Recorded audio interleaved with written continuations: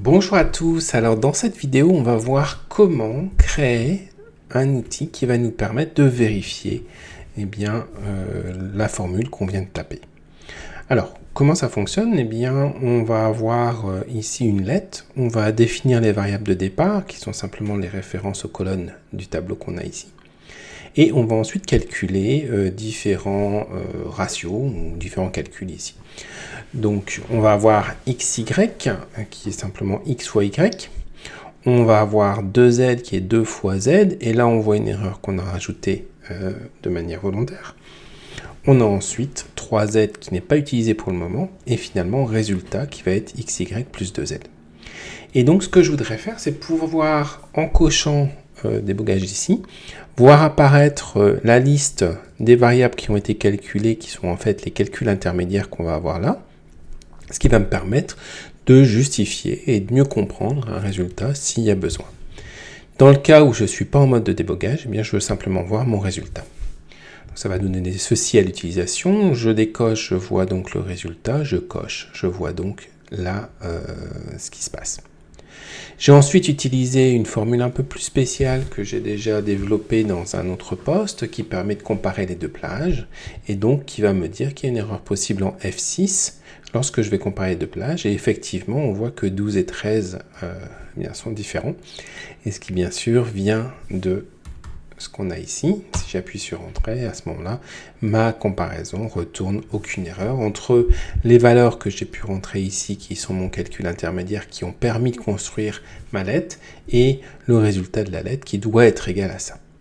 Voilà, donc ça c'est une première approche qui est assez pratique pour faire ce genre de choses.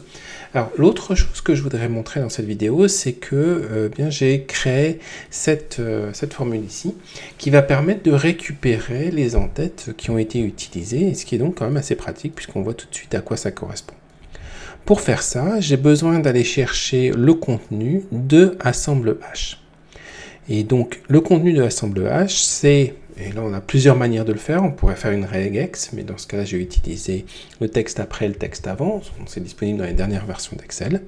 On va prendre tout le texte qui se trouve après assemble H. Et dans la mesure où assemble H, qui est utilisé pour retourner les différentes étapes, et le dernier assemble H de lettres, on va retourner la dernière occurrence de assemble H.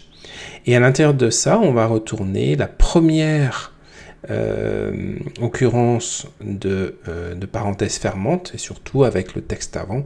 Une fois qu'on a cette occurrence, on va retourner ce qui se trouve avant. Donc c'est une combinaison de texte après et de texte avant. Une fois qu'on a ça, on va retrouver donc ceci et on va pouvoir scinder en fonction du point-virgule.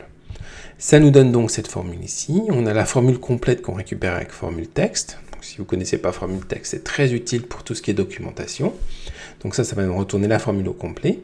Puis le texte après avec le -1 qui est là, qui permet de retrouver la dernière occurrence de tout ce qui se trouve après assemble H. Sachant que si on a assemble H plusieurs fois, ça va retourner plusieurs cellules, mais là on va l'avoir que la dernière, ce qui est le cas.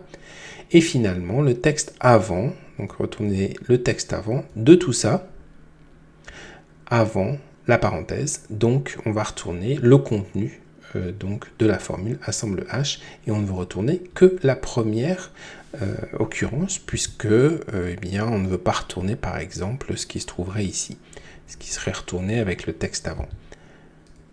Voilà. Maintenant, une fois qu'on a le résultat de la formule déboguée, on va avoir une fraction du texte, en l'occurrence formule débogage ici, fractionnée par point-virgule. Si I2 est coché, c'est-à-dire qu'on veut voir le résultat de la formule propagée qui provient de la formule complète, on va avoir donc le résultat en l'occurrence xy et 2z et résultat, sinon on va ne voir que résultat. Voilà, je vous remercie pour votre attention, ça fait un bon tour d'horizon de ce que je voulais présenter. J'espère que cette formule vous sera utile, ou en tout cas que l'idée de cette formule vous sera utile, et je vous souhaite de bien vous amuser avec les fonctions let. À bientôt.